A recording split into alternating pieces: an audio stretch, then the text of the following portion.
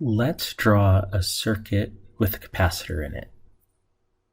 So this circuit will consist of a battery and the capacitor. A battery is drawn with two unequal parallel lines. The longer line refers to the positive terminal of the battery, and the shorter line refers to the negative terminal of the battery. The wire in the circuit are just typically represented by straight lines, though they don't have to be straight. So this wire is going to be attached to a capacitor on the opposite end. So a capacitor is drawn by two parallel lines of equal length. Here is our capacitor. Now I'm going to exaggerate the distance between these parallel lines just for illustrative purposes in this example. But in essence, two parallel lines of equal length represent a capacitor. Let's go ahead and put a switch in this circuit. So this switch will allow us to charge or discharge the capacitor as needed. Right now the switch is open and the capacitor is uncharged. They're uncharged, meaning there's no charge accumulated on the plates of the capacitor. Now, when we complete the circuit and allow charge to flow in the circuit, right now, this circuit is neutrally charged. In other words, there's an equal number of positive charges and negative charges everywhere in the circuit. Now, everywhere, especially in the wires, there is the collection of positive and negative charge. So right now, I'll just depict the charge in the wire as being neutrally charged as a collection of positive and negative charges. Now our capacitor plate also has positive and negative charges distributed on it. Capacitor is in equilibrium, so we will say that there is an equal number of positive and negative charges distributed on our capacitor plate. So here's our circuit. Now, when we close the switch, we create a potential difference between the positive terminal of the battery and the upper plate of the capacitor, and a potential difference between the negative terminal of the battery and the negative plate of the capacitor. As soon as we throw the switch at time t equals 0, the capacitor has 0 net charge on it.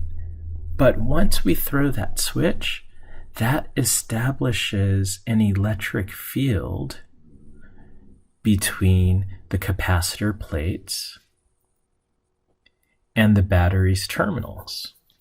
So that electric field, remember, goes from high electric potential to lower electric potential.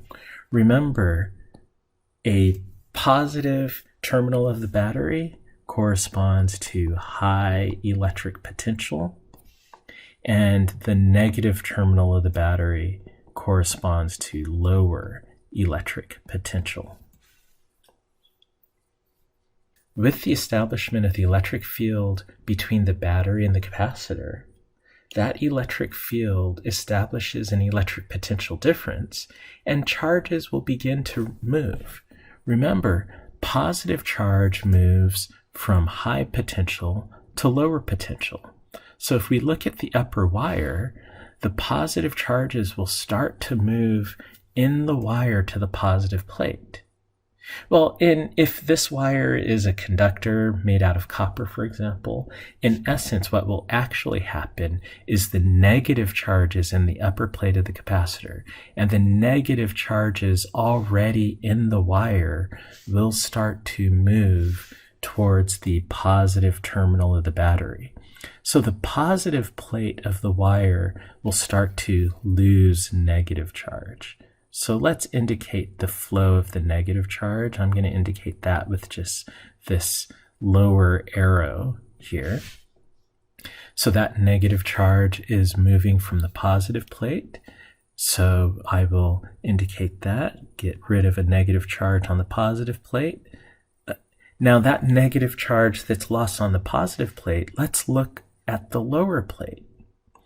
Now at the lower plate, that negative charge, remember, negative charges move from lower potential to higher potential. I'll indicate that by this green arrow here. So that means that the negative plate will accumulate a negative charge. And I'm going to just draw this negative charge with a negative here. So we have now a negative charge on the negative plate that will neutralize a positive charge on that negative plate. So we've reduced the positive charge on the negative plate by 1 and increased the negative charge on the negative plate by 1. So that's great.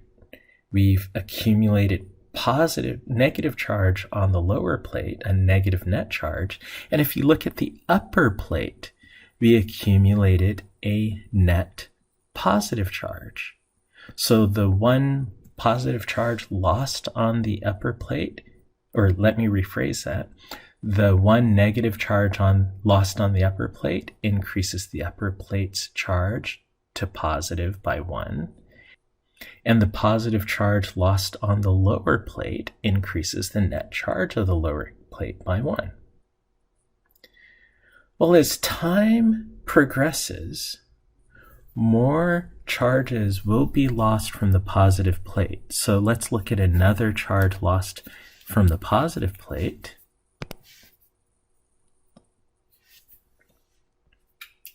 And at the same time, an additional negative charge will be placed on the negative plate. So I'll just indicate that with this negative here. And this negative now, that negative charge, will neutralize a positive charge on that negative plate. So notice now that the negative plate has a net charge of 2 net negatives, and the positive plate has 2 net positive charges.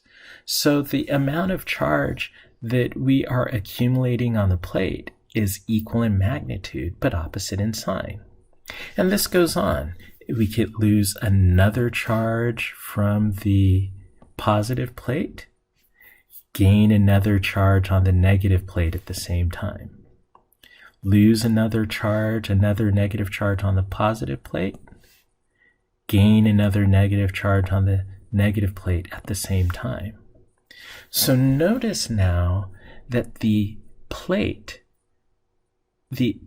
plate has a net positive charge and the negative plate has a net negative charge.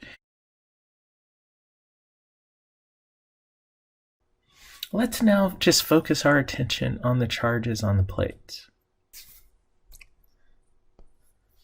So we could see here now that the positive plate has acquired a positive net charge.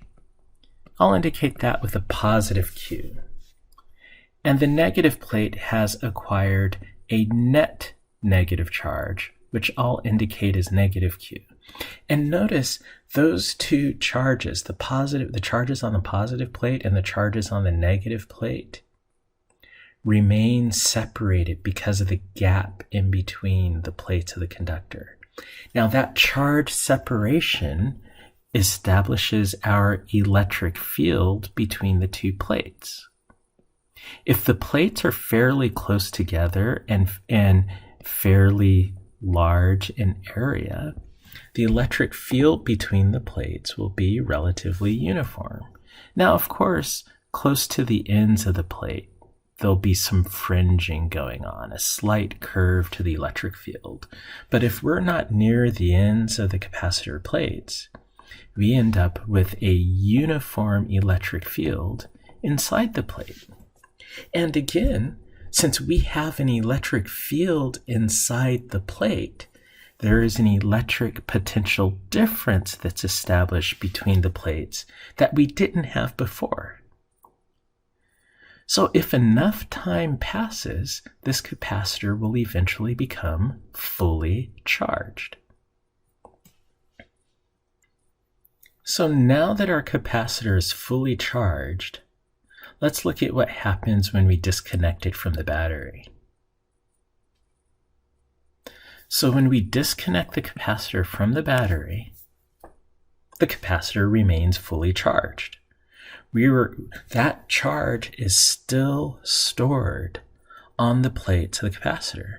And remember, with a collection of charges, we have electric potential energy between that system of charges.